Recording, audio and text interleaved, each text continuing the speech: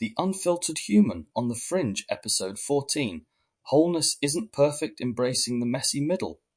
You're listening to The Unfiltered Human on the Fringe, a space where raw honesty meets uncomfortable truths. I'm James Miller, and in this episode we're stepping away from perfection and walking into the mess, the glorious, painful, contradictory middle of the healing journey. Healing is often sold as a destination, a polished identity free from contradiction. But real integration isn't a victory lap. It's a slow dance between your past and your present, your shadows and your softness. It's learning to hold space for the entire emotional spectrum, not just the parts that look healed. This episode is about redefining what it means to be whole. We'll explore why perfection isn't the goal and never was, how emotional contradictions are signs of depth, at failure, what it means to honor all parts of the self, even the messy ones, and how to make peace with the middle of the journey. This one's for the parts of you that still feel too much, not enough, or unresolved. Let's begin. The myth of the finish line. Healing isn't linear theme. Breaking free from the ideal of complete. We're taught to chase closure. That healing should resolve cleanly, with all the pain packed away and clarity tied in a bow. But real healing is rarely like that. It doesn't follow a straight line or end with a single revelation. This part explores why healing often feels like circling the same terrain and why that doesn't mean you're doing it wrong. Attributes, emotional fluidity, non-linearity, permission to evolve. This section challenges the fantasy of the healed self as a fixed identity. We examine how emotional contradictions are natural, how setbacks are part of integration, and how healing is more spiral than straight. You don't outgrow your past, you grow with it. The journey. There's a moment in every healing journey when you realize, I've been here before. The emotion resurfaces, the pattern returns, and your first instinct might be shame. I thought I was past this. But here's the truth. Returning doesn't mean failure. It means depth. It means you've reached a new layer of the work. Healing is recursive. It's a spiral staircase, not a finish line. Each return offers you a chance to respond with more clarity, more compassion. And eventually, you stop measuring your progress by how far you are from pain and start measuring it by how close you are to honesty. Personal reflection. There were times I truly believed I was done, and grieving, done repeating, done hurting over something I'd already analyzed to death. And then boom, it hit me again, that same ache, that same story. Only this time I met it differently, not with self-blame, but with curiosity. I realized I wasn't back at the beginning. I was just deeper in. The shape of the wound hadn't changed, but I had. I could witness myself now. I could respond instead of react. And in that moment, I learned, healing isn't about avoiding the old feelings. It's about relating to them in new ways. Psychological insight. The spiral model of healing. Many trauma-informed form psychologists reference healing as a spiral rather than a ladder. In this model, revisiting old pain isn't regression. It's revisitation at a new level of awareness. The nervous system learns through repetition with safety. Each return gives the body and mind a new chance to reprocess the past with more internal resources and perspective. Over time, the pain loses its charge, not because it disappears, but because you're no longer fighting it. Insight prompt. What emotion or pattern have you judged yourself for revisiting? What if it's not a sign of failure, but an invitation to meet yourself more deeply? Theory in action prompt. Choose one recurring emotion that feels like it should be gone by now. This week, instead of trying to fix it, observe it like a teacher. Ask it, what are you trying to show me that I'm ready to learn now? Write down your reflections each day and notice how your relationship to it shifts. The paradox of growth, holding contradiction without collapse theme. Integrating opposites without losing yourself. Growth is rarely neat. You can feel stronger and more vulnerable at the same time. You can feel proud of your progress and still ache over what lingers. This part explores how real wholeness comes from holding emotional contradictions without trying to erase one side to validate the other. Attributes, emotional complexity, self-compassion, integration of opposites. This section unpacks the myth that healing should leave us certain, consistent, or emotionally tidy. We explore how real emotional maturity allows us to hold multiple truths: grief and gratitude, hope and fear, joy and doubt, and why the ability to hold that paradox is a marker of wholeness, not fragmentation. The space to hold. One of the greatest skills I've had to learn is sitting with contradiction. I wanted healing to give me answers, clarity, and closure. But what it gave me was range, the ability to hold space for multiple emotional truths without trying to cancel one out. I could be thankful for how something shaped me and still wish it had never happened. I could feel empowered and still have days where I feel helpless. And instead of seeing this as weakness, I started to recognize it as wholeness, the capacity to include more of myself, not less. Personal reflection. There have been moments where I felt so deeply in love with life and so heartbroken by it at the same time. I used to see that as emotional confusion. Now I see it as emotional literacy. The ability to hold both is something I fought for. I had to learn that having mixed feelings didn't mean I was lost. It meant I was alive. When I stopped demanding emotional consistency from myself, I found a deeper kind of honesty. The truth is, I've never been just one thing. And now I don't want to be.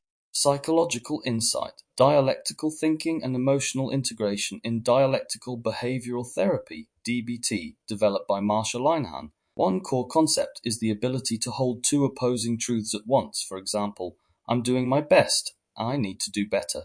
This kind of thinking allows for integration rather than rigidity. Emotional integration, in turn, is a developmental capacity. It reflects the ability to feel love and pain simultaneously, to be in process without needing instant resolution. Research on emotional complexity shows it's linked to resilience, adaptability, and improved psychological well-being. Insight prompt. Where in your life have you struggled to hold two emotional truths at once? What would it mean to stop choosing between them and let both belong? Theory in action prompt. This week, pay attention to emotional either or thinking. I'm either healed or I'm not. I'm either strong or I'm falling apart. Each time you notice it, pause and reframe it into a both and. I'm healing and I'm still tender. Journal about what shifts when you allow both truths to coexist without contradiction. Making peace with the in-between the sacred pause theme. Learning to rest in uncertainty healing often demands that we pause in spaces we'd rather rush through. The moments between breakdown and clarity. Between grief and meaning, between who we were and who we're becoming. This part explores the sacredness of the middle not as a limbo, but as a fertile space of becoming. Attributes, uncertainty, rest, integration in process.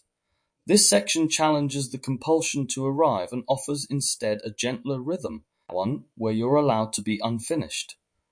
We explore the psychological and emotional value of slowing down, embracing uncertainty, and learning to rest without rushing toward clarity or resolution. The in-between void. There's a discomfort that arises in the space between what was and what's next. We want to know, we want to move, we want to feel better already, but the in-between is not a void. It's a womb. It's where your nervous system recalibrates, where integration happens. And while it may feel like nothing is happening, everything is. It's where silence speaks, where insight blooms softly beneath the surface. We don't need to hurry this part. Hurrying is how we miss it. Personal reflection. Some of my most powerful transformations happened not in the breakthroughs, but in the pauses. In the quiet spaces where I had no idea what was next. I wasn't sure what I believed anymore, where I felt lost and strangely more honest than ever. I used to fear that stillness meant I was stuck. Now I see it as a sign I'm incubating. I've learned to trust the times when nothing makes sense, because that's usually when something important is starting to realign. Psychological insight. The liminal space and window of tolerance in psychology. Liminal space refers to a transitional phase, the in-between state where transformation is possible but not yet complete. It's a vulnerable yet essential zone for identity development and self-reflection. This correlates with Dan Siegel's concept of the window of tolerance, the optimal zone for nervous system regulation and emotional processing. In the pause, the brain is often integrating at a deeper level. Slowness allows for connection with the body, regulation of the stress response, and emergence of insight that doesn't come under pressure or speed. Insight prompt. Where in your life are you resisting the pause or trying to force an outcome? What would it feel like to honor this in-between as necessary, not as failure? Theory and action prompt: create a sacred pause ritual this week. Choose a time each day to sit quietly for 10 minutes without seeking answers. Place your hand on your chest and simply ask, what am I holding right now? Write down anything that comes up without judgment or pressure to solve it. Wholeness as inclusion, making space for all parts of you theme, embracing inner multiplicity without shame. We're not one fixed self. Inside us live many parts: the child who was wounded, the teen who rebelled, the adult who tries to hold it all together. This part explores how true wholeness isn't about fixing these parts, but learning to hear them, care for them, and welcome them home. Attributes: self-acceptance, multiplicity, internal harmony. This section expands the idea of integration beyond symptom relief. We explore how internal harmony comes not from silencing certain parts of the self, but from building relationships between them. Inclusion of all parts, even the angry, needy, or scared ones, is key to becoming emotionally whole. Trusting the process. There were voices in me I didn't want to hear. The part that still felt hurt by things I thought I'd outgrown. The part that still needed reassurance. The part that got angry too fast. I spent years trying to outgrow these parts, thinking that healing meant replacing them. But healing invited me to listen instead. When I stopped trying to banish the messy parts of me, I discovered they weren't the problem. They were holding the pain, and underneath that pain was unmet need. My work wasn't to eliminate them. It was to earn their trust. Personal reflection. Some days I still wake up with anxiety. Other days I feel so steady I forget I ever struggled. Both are true. Both are me. There are parts of me that still get triggered, that still need comfort, that still feel unsure, and I no longer see them as regressions. They're reminders that I'm human, and I'm layered, that I'm healing out loud. What's shifted is that I no longer shame those parts. I speak to them, I listen.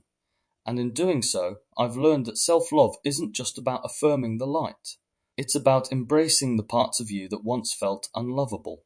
Psychological Insight, Internal Family Systems, IFS, and Self-Leadership Internal Family Systems, IFS, developed by Richard Schwartz, posits that the psyche is made up of various parts, each with its own emotions, roles, and functions. Some parts protect us, manage us, some react in pain, exiles, and others step in impulsively, firefighters. True healing occurs when the self, a centered, compassionate internal leader, engages with each part from curiosity and care rather than judgment or suppression. Research shows IFS increases self-compassion, emotional regulation, and trauma resolution. The key is not to eliminate parts, but to build respectful, compassionate relationships between them. Insight prompt: what parts of yourself do you still feel ashamed of or try to hide? What might shift if you approach them with compassion instead of control? Theory and action prompt: try this self-dialogue practice. Write a letter from a part of you that often feels silenced, e.g., your inner critic, anxious self, angry child. Then write a reply from your centered self, one that is kind, grounded, and willing to listen. Let this dialogue be a space of curiosity and connection, not correction. Revisit it throughout the week and notice if the tone between these parts begins to soften. Relapse, regression, and the shame of still hurting theme. Challenging the expectation of constant progress. When we revisit emotional pain after periods of growth, we often judge ourselves. This part explores how shame attaches itself to relapse, whether it's an old behavior, coping mechanism, or emotion, and why slipping back isn't failure. It's feedback. Attributes: shame, setbacks, emotional resilience, cyclical healing. This section highlights how true healing makes space for relapse without collapse. We explore the difference between patterns and progress, and how to relate to moments of regression with compassion and context rather than criticism. The negative return cycles. There's a kind of heartbreak in feeling like you've backtracked. You thought you were through the worst. You were sleeping better, feeling lighter, moving on. And then suddenly, you're back in the grip of it. The old thoughts, the old behaviors, old shame. But this time you're aware of it. That's not regression. That's evolution with honesty. It's easy to confuse pain with failure. But sometimes, relapse is the body's way of testing a new foundation. It shows us where we still need softness, still need support, still need to slow down and listen. Personal reflection. There have been days when I've felt like a fraud, when the growth I spoke about felt distant, and the behaviors I thought I'd healed came back. I remember one night, after a particularly vulnerable conversation, I shut down completely the next day. Walls up, heart closed, and I hated that. I told myself I was back at square one. But what I missed in that moment was how quickly I noticed it, how quickly I owned it. How could I name the shutdown without spiraling into it? That awareness, that's healing too. The shame didn't need to take over. It just needed to be witnessed. Psychological insight. Shame spirals and self-compassion theory psychologist Kristen Neff's work on self-compassion shows that our relationship with shame is a defining factor in resilience. When people experience setbacks and respond with self-criticism, they're more likely to stay stuck in the shame spiral. But those who treat themselves with kindness, acknowledge shared humanity, and stay mindful of their experience tend to recover faster and with greater insight. Relapse is often not about weakness, but about thresholds, emotional, cognitive, or nervous system thresholds being tested. Naming the experience and responding with compassion disrupts the spiral and allows for reintegration. Insight prompt. Where have you labeled yourself a failure for revisiting pain or patterns? What would it sound like to speak to yourself the way you'd speak to a dear friend in the same situation? Theory and action prompt this week. Track one moment where you feel like you've messed up. Pause. Name the emotion. Breathe. And write down 3 compassionate truths about yourself that remain true even when you struggle. Return to that list anytime shame begins to take the wheel. Letting go of the fantasy you, grieving the idealized self-theme, releasing perfectionism in identity before we ever began healing. Many of us had a fantasy version of ourselves, who we should be, who we could have been, or who we must become to finally be okay. This part explores the grief that comes with letting that version go, and the freedom that follows when we embrace who we are. Attributes: idealism, perfectionism, identity grief, self-compassion. This section unpacks the internal tension between our imagined best self and the real, evolving one. We look at the grief and disillusionment that can arise when we no longer chase impossible standards, and how that surrender opens the door to genuine self-acceptance. The grip of the old. There was a version of me I held on to tightly, the one who never got angry, who always made others proud, who didn't mess up, who didn't need help. I thought if I could just become that version, I'd finally be loved, safe, enough. But that version didn't exist. Grieving was one of the most painful things I've done. Because letting go meant letting go of my hopes for redemption through perfection. It meant accepting myself in all my flawed, human, messy glory, not as a failure, but as someone finally living the truth. Personal reflection. For years I tried to become the ideal. I spiritualized my avoidance, intellectualized my emotions, and polished my image. I thought if I just became more something, more wise, more calm, more enlightened, I'd stop hurting. I'd stop being left. I'd finally belong. But chasing the fantasy of me cost me my real self. The one who still gets overwhelmed, who still cries, who still needs. Letting go of the fantasy didn't mean I lost hope. It meant I made space for something more real, more sustainable, me. Psychological insight. Perfectionism and identity formation perfectionism often stems from childhood dynamics where love or safety felt conditional. Over time, we internalize the idea that being flawless will protect us from rejection or shame. According to Brené Brown and other self-worth researchers, this leads to identity distortion, the attempt to be lovable by being exceptional.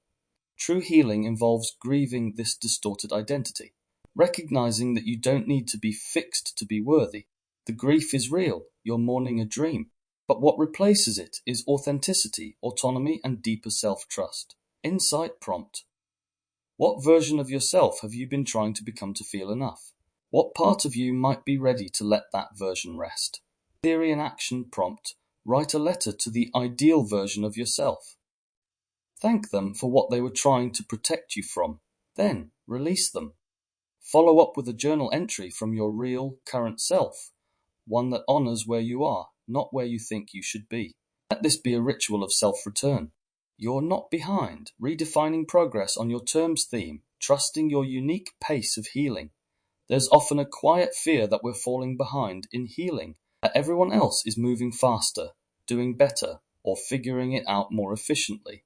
This final part explores how to redefine progress based on your truth, not comparison, and how to honor the pace your nervous system needs. Attributes: self-pacing, de-shaming progress, internal authority, embodied healing. This section reframes healing not as a race, but as a relationship with yourself. We unpack how urgency is often a trauma response and how slowness can be sacred. The goal is no longer speed, it's integration, not impressing others, but coming home to yourself. The nervous system doesn't recognize time.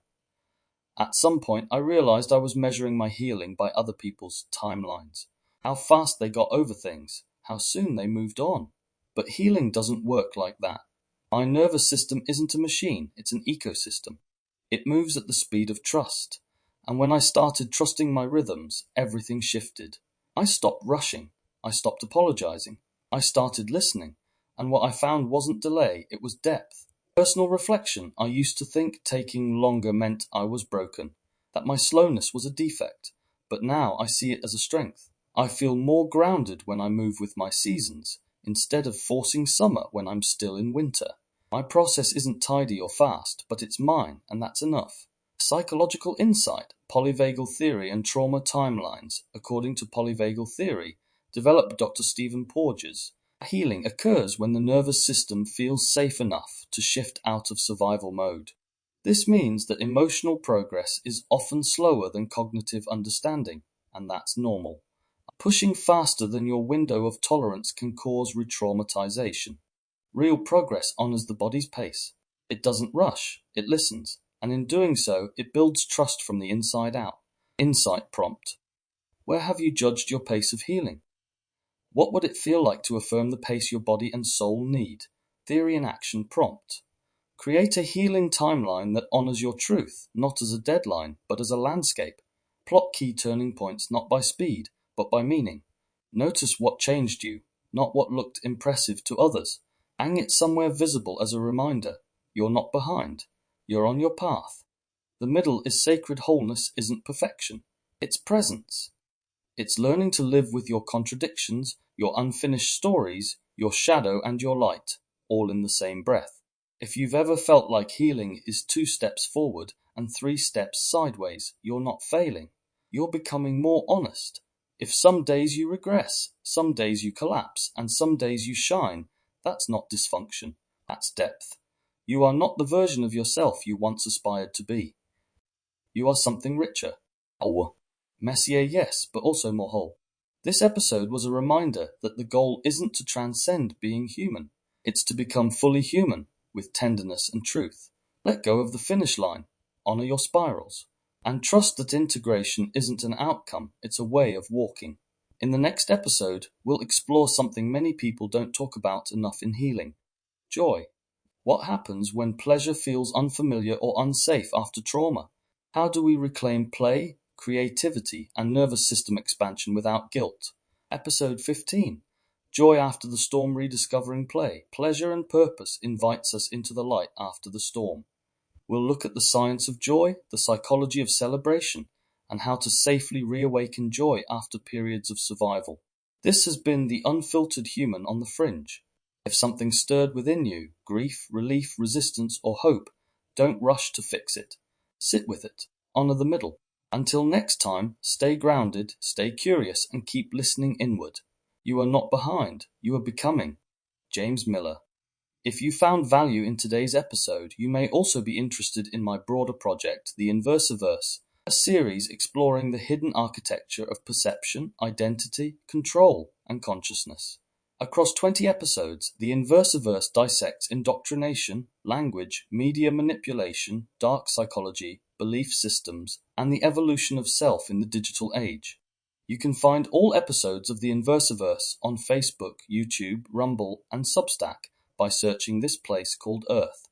These ideas aren't shared to convince you, but to invite you to think, feel, and perceive more consciously in a world designed to keep you distracted.